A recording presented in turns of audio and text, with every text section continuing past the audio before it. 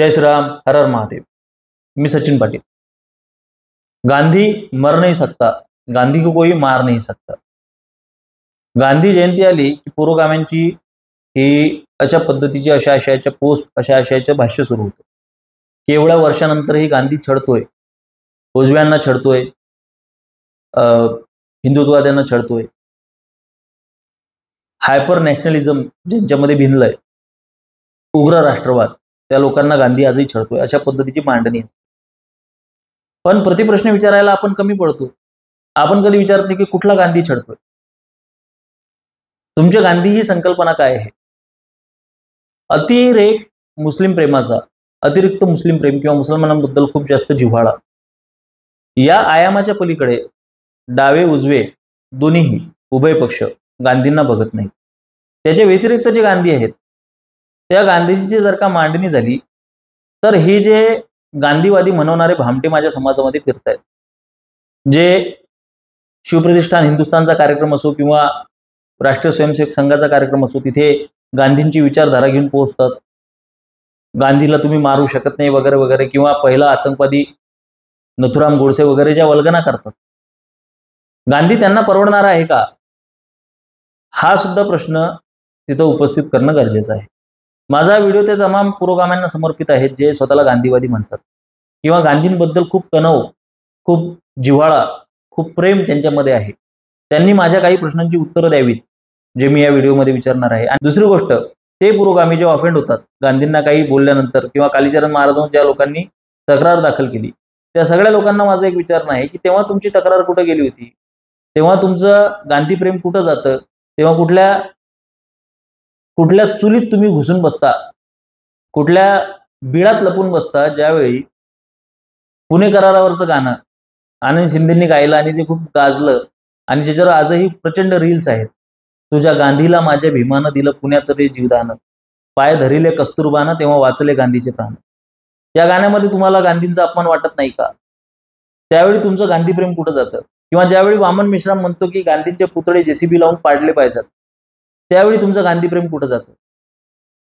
हा प्रश्न आपण आवर्जून विचारला पाहिजे। तेव्हा मात्र कोणीही काहीही बोलायला तयार नसतं। आणखीन एक महत्त्वाचा विषय असा आहे की जेव्हा तुम्ही म्हणता की गांधी को कोई मार नहीं सकता, गांधी आजही छळतात, हा जो तुमची ही जी मांडणी आहे, कुठले गांधी छळतात?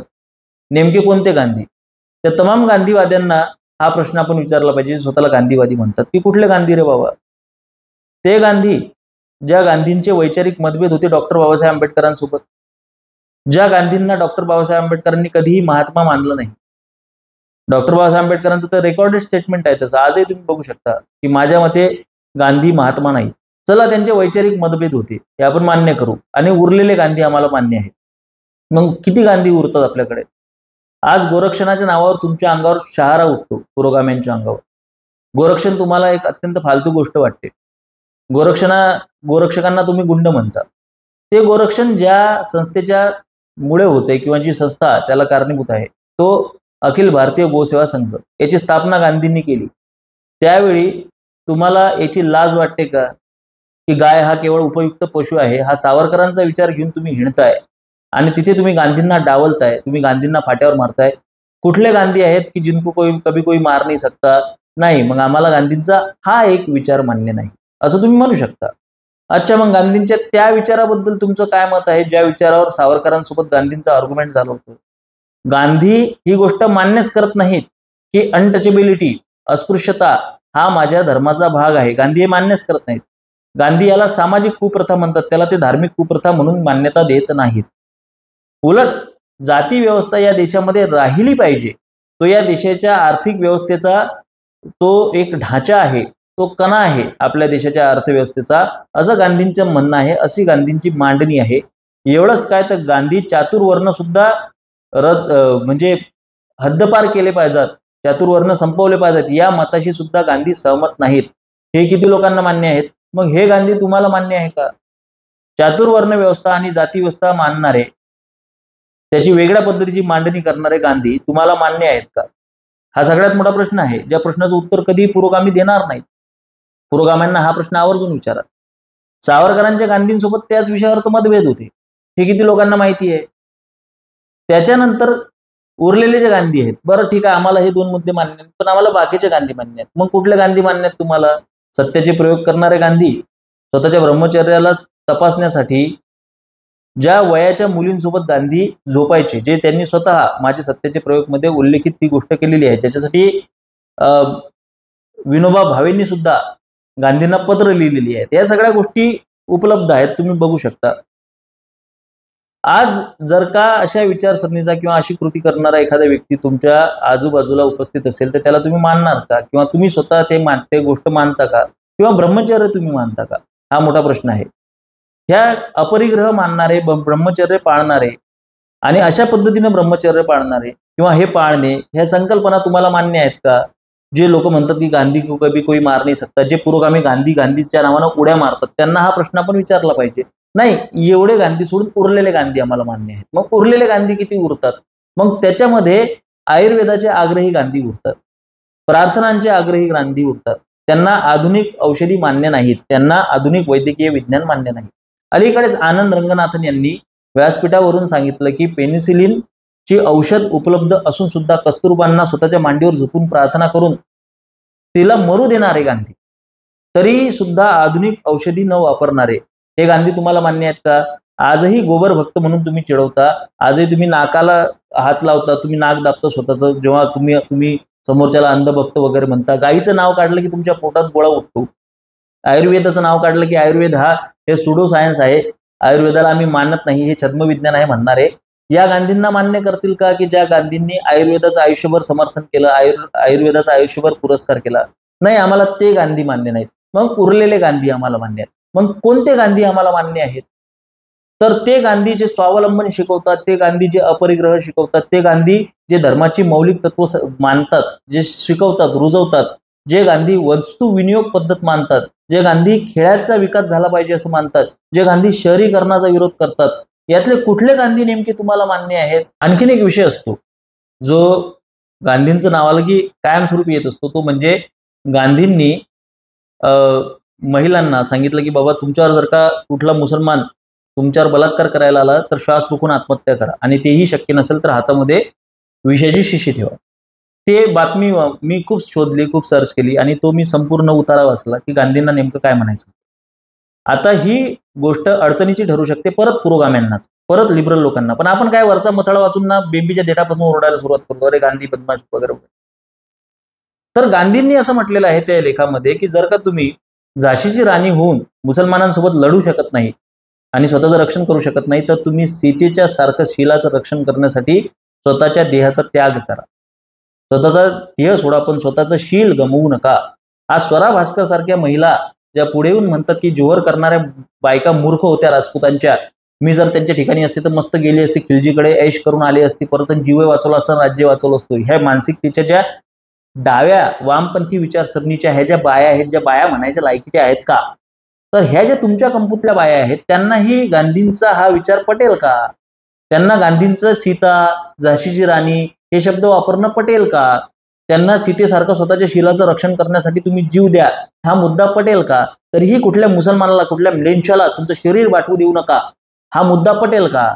तर अशा पद्धतीनं खूप साऱ्या गोष्टी आहेत की ज्यांचे आपण रिव्हील केल्या नाहीये. तुम्हाला गांधी मान्य आहेत फक्त याच्यामुळे की गांधी हे मुसलमानांवर प्रेम करायचे. आज आपला राष्ट्रध्वज आहे, त्या राष्ट्रध्वजावर अशोक चक्र आहे, या अशोक चक्राचा सगळे सन्मान करतात. या अशोक चक्राबद्दल जर कोणी काही खालीवर बोललं तर उद्या पुरोगामी त्याच्यावर तुटून पडतील. पण हे अशोक चक्रच मान्य नसणारे गांधी तुम्हाला मान्य आहेत का? धनंजय कीर यांच्या बाबासाहेब आंबेडकरांच्या चरित्रामध्ये एक उतारा आलेला आहे, त्या उतारामध्ये स्पष्ट सांगितलेलं आहे की गांधींना तिथे चरखा हवा होता, तिथे त्यांना अशोक चक्र नको होतं, म्हणून त्यांनी आयुष्यभर ते जिवंत असेपर्यंत ह्या तिरंग्याला अभिवादन केलं नाही. संघावर दाना पाणी घेऊन चढणारे तुम्ही, संघाने कधी तिरंगा मान्य केला नाही म्हणून बोंब ठोकणारे तुम्ही, गांधींनी मरेपर्यंत कधी ह्या तिरंग्याला अभिवादन केलं नाही, कारण की त्यांना तिथे चरखा हवा होता.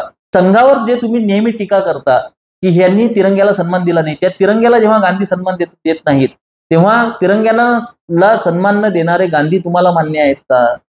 या सगळ्या प्रश्नांची उत्तर आपण पुरोगाम्यांकडून घेऊ शकतो का?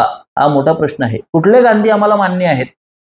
तुम्हाला गांधी मान्य आहेत अब्दुलवर प्रेम करणारे, कारण की अब्दुलवर तुमच्या अम्मीचं खूप प्रेम आहे. बाप घरी नसताना खिडकीतून अब्दुल ये जा करायचा का काय? असा प्रश्न आमच्या मनामध्ये निर्माण व्हावा एवढं प्रेम तुमचं अब्दुलवर आहे आणि केवळ त्या प्रेमापोटी तुम्ही आज गांधींचा ओदू ओदू करता आणि हे सत्य स्वीकारायची तुम्हाला लाज वाटते. कारण की उरलेला कुठलाही गांधी, धर्मप्रेमी गांधी, धर्माची मांडी, अरे गांधींचे शिष्य असलेले धर्मपाल यांनी ज्या पद्धतीने द ब्युटिफुल ट्री नावाचं पुस्तक लिहून भारतीय शिक्षण प्रणालीची मांडणी केलेली आहे आणि तुमचं मग ते स्त्री शिक्षणाची सुरुवात आणि शिक्षणाची सुरुवात आणि याच्यापूर्वी शिक्षण या सगळ्या गोष्टींचे वाभाळे ज्या धर्मपालांनी काढलेले आहेत, त्या धर्मपालांचे गुरु सुद्धा गांधी होते, हे तुम्हाला मान्य आहे का? अरे राजीव दीक्षितांनी ज्या पद्धतीची मांडणी केलेली आहे ते राजीव दीक्षित सुद्धा गांधीवादी आहेत, ही गोष्ट तुम्हाला मान्य आहे का? पुरोगाम्यांना आपण हे प्रश्न का विचारत नाही त्यांची कॉलर पकडून? का रे भडव्या, तू सांग, तुला हे गांधी मान्य आहेत का? धर्मपालवाले गांधी, राजीव दीक्षित वाले गांधी, गोप्रेमी गांधी, गोसेवक गांधी, आयुर्वेदाचे पुरस्कर्ते गांधी, चातुर्वर्णाचे पुरस्कर्ते गांधी, वस्तुविनियोग पद्धतीचे पुरस्कर्ते गांधी, न्याय व्यवस्था, ग्रामीण न्याय व्यवस्था म्हणजे पंचायत सिस्टीम जी आहे त्या पद्धतीचे, पंचायत पद्धतीचे पुरस्कर्ते गांधी, मराठी तारखीचे किंवा रॅदर हिंदू तारखीचे पुरस्कर्ते गांधी, जे इंग्रजी तारीख सुद्धा मांडत नव्हते, लिहित नव्हते, असे जे गांधी आहेत, हे गांधी तुला मान्य आहेत का? भारतीय परंपरा, सभ्यता, संस्कृती, समाज याच्याबद्दल प्रामाणिक असलेले गांधी तुला मान्य आहेत का? नाही. मला गांधी कोणते मान्य आहेत? मुसलमानांवर प्रेम करणारे गांधी. याचा अर्थ तू तुझा डीएनए चेक करून घे. कदाचित तुझ्या सुद्धा 2-3 पिढ्या आधी तलवार के सामने सलवार छोड़ के कोई नमाजी बन गया होगा, पण चुकून तू हिंदू राहिला म्हणून तुझ्या मनामध्ये इतकी आत्मीयता आणि इतकं प्रेम गांधींबद्दल आहे. समस्या अशी आहे की आपण गांधींबद्दल वाचत नाही, आपल्याला गांधी माहीतच नाही. अजूनही उजव्यांची सुद्धा जी मांडणी आहे गांधींची ती फारच अतिरेकी आहे. हे मी बघितलंय, मी वाचलंय, फारच अतिरेकी. आज आपण जर का बघितलं तर आपल्याला ज्या ज्या आयामाची आजच्या हिंदुत्वासाठी गरज आहे तशा पद्धतीची मांडणी जर का आपण केली तर गांधी हे दुधारी तलवार आहे. ज्या दुधारी तलवारीचा उपयोग आपण सुद्धा करू शकतो त्यांची मुंडकी छाटण्यासाठी, म्हणजे शाब्दिक म्हणतोय मी. ही दुधारी तलवार आहे गांधींची. ज्या गांधींची अशा पद्धतीची मांडणी झाल्यानंतर ही लोक गांधींचं भूत म्हणून ते मानगुटीवरून झटकून पळत सुटतील. यांच्या तोंडी परत गांधींचं नावही येणार नाही. पण तशा पद्धतीची मांडणी, तशा पद्धतीचा विचार आपण करतो का? बरं, या सगळ्याला कागद आहेत, या सगळ्याला सगळे प्रमाण आहेत. गांधी असेच होते, मी सांगितले तसे, पण त्या पद्धतीची मांडणी आमच्या पुढे कधी कोणी केली नाही. त्याच्यामुळे ह्या सगळ्या गोष्टी आम्हाला माहिती नाही. गांधी प्रेम ज्याचं उफाळून येत आहे त्याला मी याच्यात विचारलेले प्रश्न अवश्य विचारा की कोणते गांधी मरू शकत नाहीत आणि कोणते गांधी तुम्हाला मान्य आहेत. यातली एक तरी गोष्ट तुम्हाला मान्य आहे का? त्याने जर का एकाही गोष्टीसाठी जर का त्याने मान डोलावली, त्याने एकाही गोष्टीला जर का हो म्हटलं तर तो ऑटोमॅटिक संघी होऊन जाईल, तो ऑटोमॅटिक हिंदुत्ववादी होऊन जाईल.